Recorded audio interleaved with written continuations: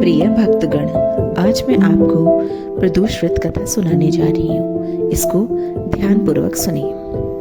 त्रयोदशी अर्थात प्रदोष व्रत करने वाला मनुष्य सदा सुखी रहता है। उसके संपूर्ण पापों का नाश इस व्रत से ही हो जाता है। इस व्रत के करने से विधवा स्त्रियों को अधर्म से ग्लानि होती है और सुहागन नारियों का सुहाग सदा अटल रहता है। बंदी कारागार से छूट जाता है। जो स्त्री पुरुष जिस कामना को लेकर इस व्रत को करते हैं, उसकी सभी कामनाएं कैलाशपति शंकर जी पूरी करते हैं।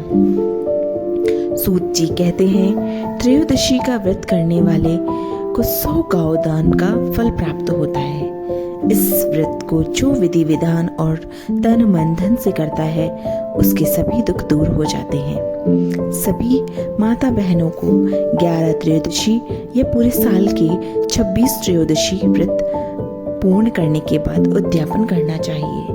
तो चलिए भक्तों, अब मैं शुरू करने जा रही हूँ कथा, तो इसे ध्यान पूर्वक सुने।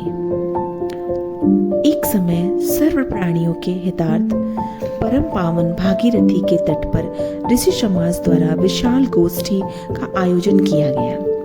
विद्वान ऋषियों की एक एकत्रित सभा में व्यास जी के परम शिष्य पुराणवेत्ता जी महाराज हरि कीर्तन करते हुए पधारे। सूत जी को देखते ही सौनक आदि 88,000 ऋषि मुनियों ने खड़े होकर दंडवत प्रणाम किया। महाज्ञानी सूत जी ने भक्ति भाव से ऋषियों को हृदय से लगाया तथा आशीर्वाद दिया। विद्वान ऋषिगण और सब शिष्य आसनों पर विराजमान हो गए। मुनिगण विनीत भाव से पूछने लगे, हे परम दयालु, कलिकाल में शंकर की भक्ति किस आराधना द्वारा उपलब्ध होगी?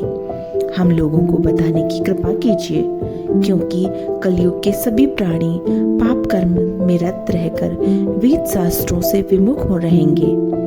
दीन जन अनेकों संकट से रिंत रहेंगे।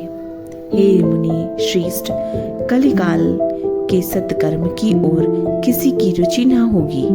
जब पुण्य क्षीण हो जाएगा तो मनुष्य की बुद्धि असत कर्मों की ओर खुद व खुद प्रेरित होगी, जिससे दुराचारी पुरुष वंश सहित समाप्त हो जाएगा।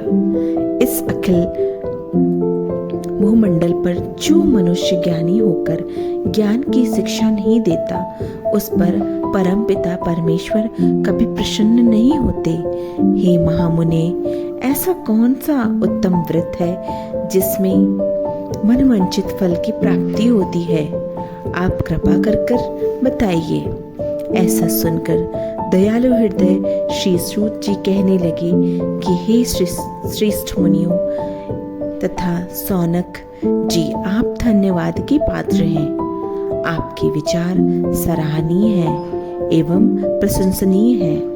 आप वैष्णव अग्रहण हैं, क्योंकि आपके हृदय में सदा परम हित की भावना है। इसलिए हे शौनक आदि ऋषियों, सुनो, मैं एक इस व्रत को तुमसे कहता हूँ, जिसके करने से सब पाप नष्ट हो जाते हैं। धन वृद्धि कारक, दुख विनाशक, सुख प्राप्त कराने वाला, संतान देने वाला व्रत, मनवांछित फल प्राप्त कराने वाला यह व्रत तुमको सुनाता हूँ, जो किसी समय भगवान शंकर ने सती जी को सुनाया था और उनसे प्राप्त यह परम श्रेष्ठ उपदेश मेरे पूज्य गुरु जी ने मुझे सुनाया, जिसे आपको समय पाकर शुभ बेला में मैं सुनाता हूँ। बोलो उमापति शंकर भगवान की जय। सूत जी कहने लगे कि आयु वृद्धि स्वास्थ्य लाभ हेतु त्रयोदशी व्रत को करें और इस व्रत को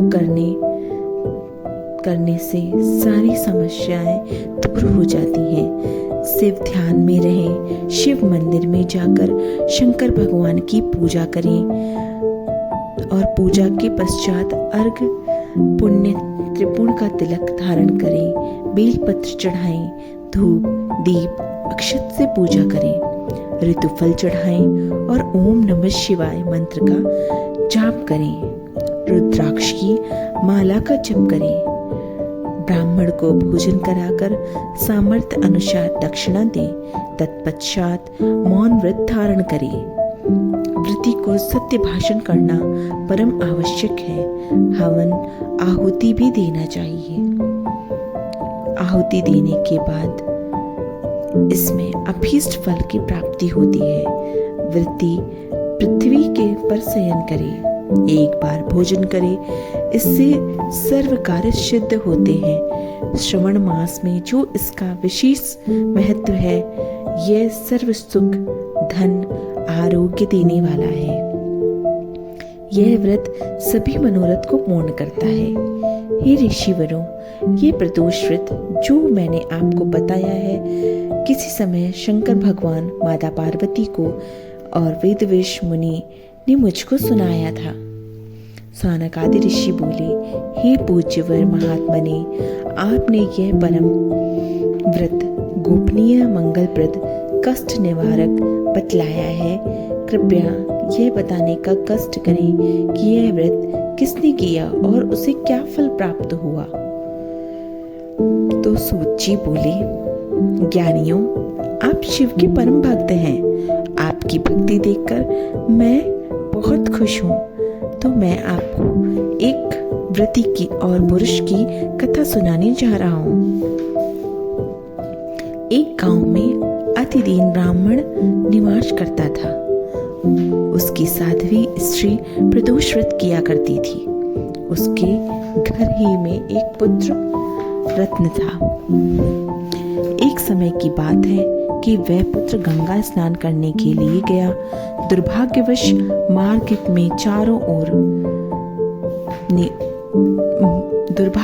मार्ग में चोरों ने उसे घेर लिया और वह कहने लगे कि हम तुम्हें मारेंगे, नहीं तो तुम अपने पिता का गुप्त धन बतला दो। बालक दीन भाव से कहने लगा कि हे बंधुओं, हम अत्यंत दीन दुखी हैं, हमारे पास धन नहीं है।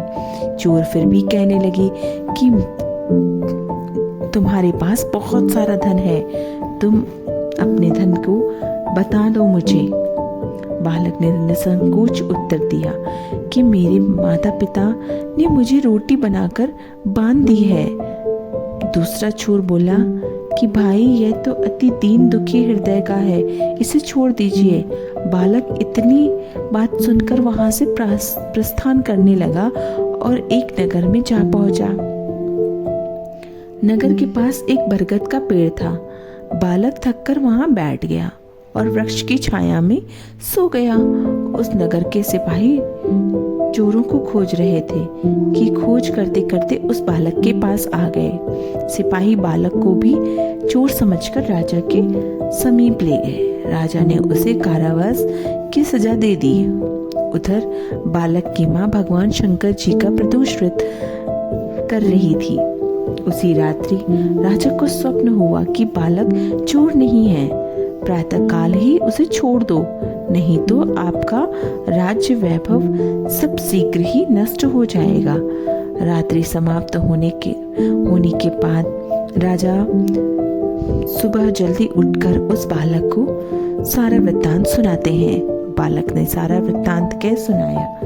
वृत्तांत सुनकर राजा ने सिपाही को भेजकर बालक के माता पिता को बुलाया। राजा ने उन्हें जब भयभीत देखा तो कहा कि तुम भयभीत मत रहो, तुम्हारा बालक निर्दोष है।